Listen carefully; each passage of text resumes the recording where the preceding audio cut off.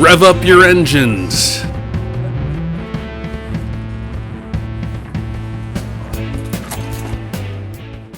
Hey, thanks for tuning into a vlog episode. This is my opportunity to update you on current events, news, and little tiny product updates, things that might not take a full adventure episode.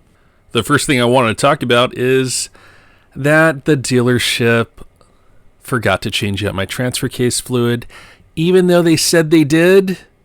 Because they didn't, my transfer case is about to explode. Okay, that might be a little dramatic, but it is on its way out, and if I choose to continue to drive my vehicle, then eventually the bearing and the gears will fail. I don't know if it's going to take 200 miles or 2,000 miles, but just to play it safe, I'm going to pause the adventures. The dealership is covering my transfer case under warranty. I just don't know when that part is going to come in. So I'm just going to be patient and drive as little as possible. By the way, my car is still drivable.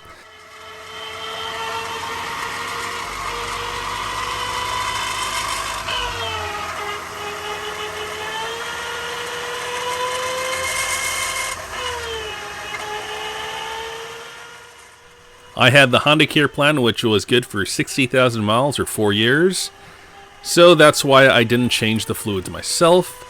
It sucks that human error could create this big of a problem. The next thing I want to talk about is safety while you're out overlanding or camping or boondocking or whatever. There's safety in numbers, so I suggest for many reasons you go out overlanding with at least another friend, another vehicle. That other vehicle could help you with recoveries, but also that other vehicle and your friends will make you a harder target for people with bad intentions. There was a really sad story that came out of Moab, Utah this summer. Crystal Turner and Kylan Schultz were murdered after they texted friends and family that there's a creepy man wandering their campground. Their text message said that if they were found dead, they were murdered. When you're in the middle of nowhere, somebody could make it look like you committed suicide. Now, the last segment of my vlog will kind of relate to this double homicide case. This story involves a high school friend and a scary situation he had while he was out camping with his wife and daughter. This next part will be a little goofy. I did the editing before I did this piece on the double homicide, so I don't mean any disrespect. Good evening, everybody. I hope you're all doing well. It's the night before Thanksgiving, and I promised this company, OLight, that I'd do a review. So here we go. For those that don't know, OLight makes tactical weapon lights. They make these lights that will attach to defensive weapons. I don't want to use that word because I don't know, I think YouTube will shadow ban me. F it, we'll just use the word. They make a lot of lights that attach to cats. And if you're an overlander, then you might have the need to have the means to defend yourself. And a lot of outdoorsmen do. At least half the overlanders out there have the means to defend themselves.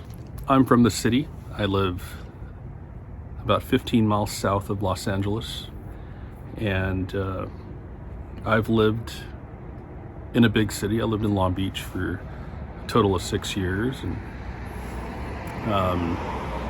someone like me, I guess, really isn't a target. I'm 6 foot and 270 pounds, and I probably would be, a criminal would consider me a harder target.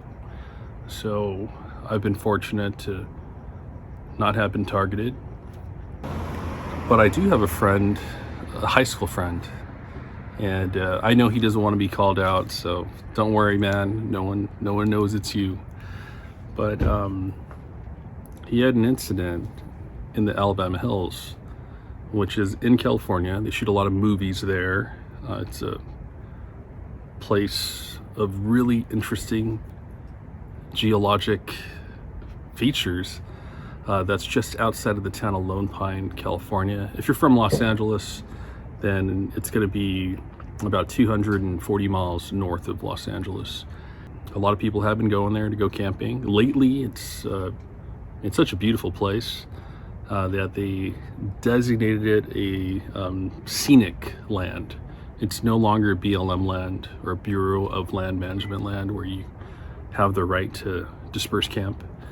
So my friend, before it became a scenic land, or like right as it was becoming a scenic land, he was camped out with his wife and I think his child, and they were there to go camp out before driving another 100 miles or so to go to the Mammoth ski resort.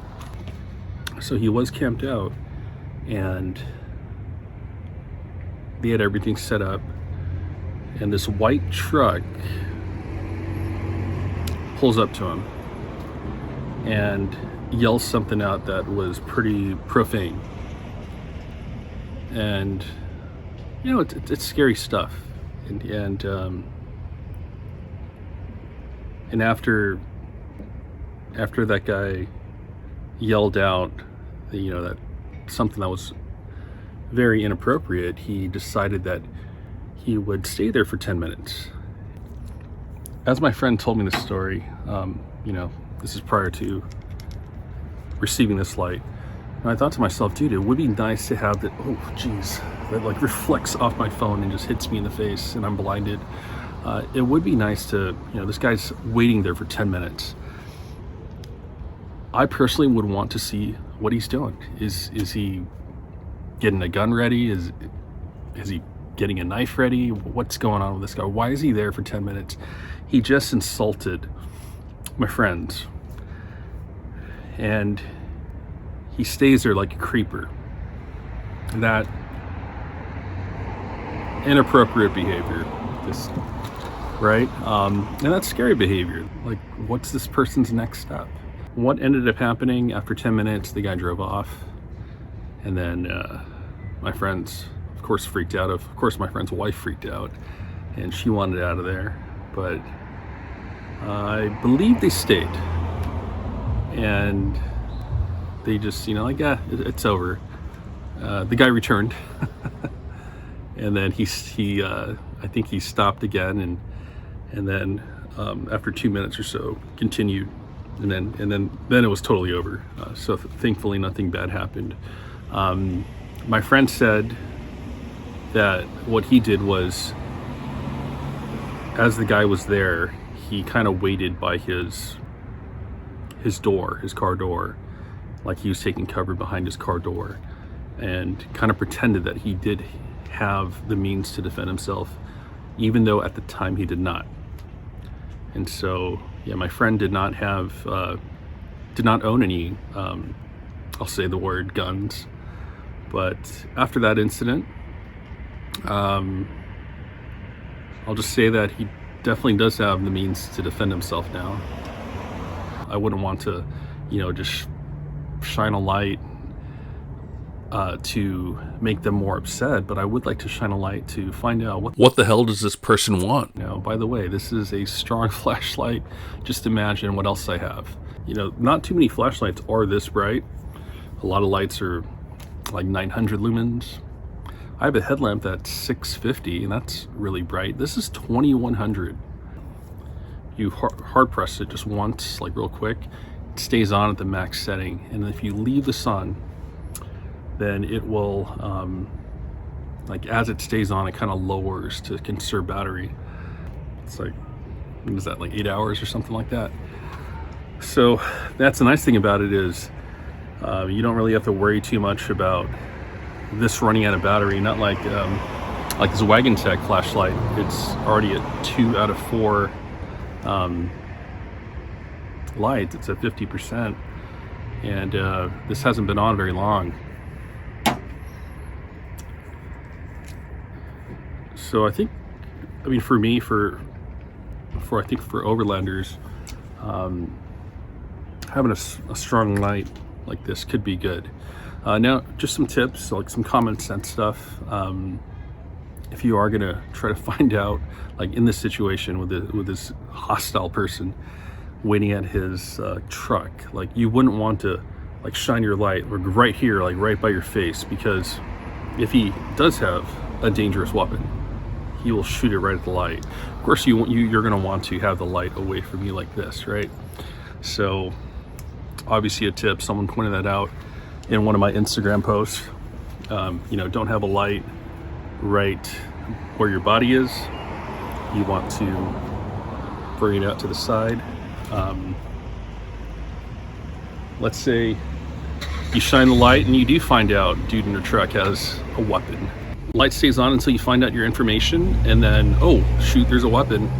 It turns off and you go running into the dark. I think a light is definitely a good thing to have. I think a lot of I think many of the experts out there will say that a good, reliable flashlight is definitely one of the most important things that you should have for defense. I don't typically do this whole vlogging thing. I just wanted to, you know, kind of show you firsthand this OLight. This is called a Warriro X Pro, 2100 lumens, 500 meter throw. And then back over here, it says it's 8 hours. This thing will last 8 hours on low. The only button is on the rear because it is a tactical light. There's no buttons on the hilt of it. I don't know what to call that, the body of the flashlight. And so it's meant to be carried like this. The only button is on the back. So you probably would want to hold it like that. And then, so the way it works is you soft press it, and then you get the low light, which is still pretty bright. And then you press it a little deeper, and that is the 21 lumens. Wow, it just lit up my face. Low light, super bright. Low light, super bright. You could also get a mount that attaches to a rifle. This would be too big for, you know, a handgun. Has a nice clip. This is like its stock configuration, and so with this clip you could just, you know, at camp you just put it like on your neck or clip it anywhere on your pants or wherever. But the clip is very, very handy because, you know, this thing doesn't have a clip or anything like that. This is rechargeable. It's USB rechargeable, but the charger is a magnet that just sticks on right here. So this thing will last for 8 hours, but I believe it takes 5.5 hours to charge. And that's gonna be through this wireless connector, which is very useful. The charger is a universal thing with the handgun lights. And so rather than having to disconnect something on the handgun, you just take this little magnet thing and just clip it on. All right, let's go check out some performance. So this is going to be the Wagentech flashlight, and shoots out a little beam. Yeah, it's not too bad. But we are going to compare it to the OLight, and it dwarfs the Wagentech light. Absolutely dwarfs it.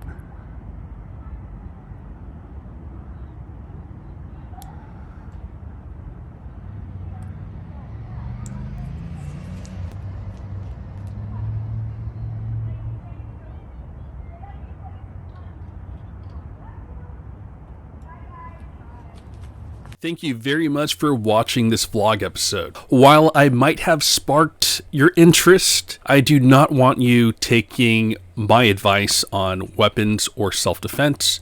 Please don't listen to what I said. Follow an expert instead. While on my Death Valley trip at the beginning of November, somebody had the OLight Warrior X Pro, and I was very impressed by it. I don't have any footage, but the light was so powerful it shot out a beam, and I was impressed. So when OLight reached out to me, I already knew about them, and they're a company that straight up, I would love to work with. Last Line of Defense did a bunch of videos with their product, and so if it's good enough for that dude, it's definitely good enough for me. I don't benefit in any way if you purchase an OLight product or not.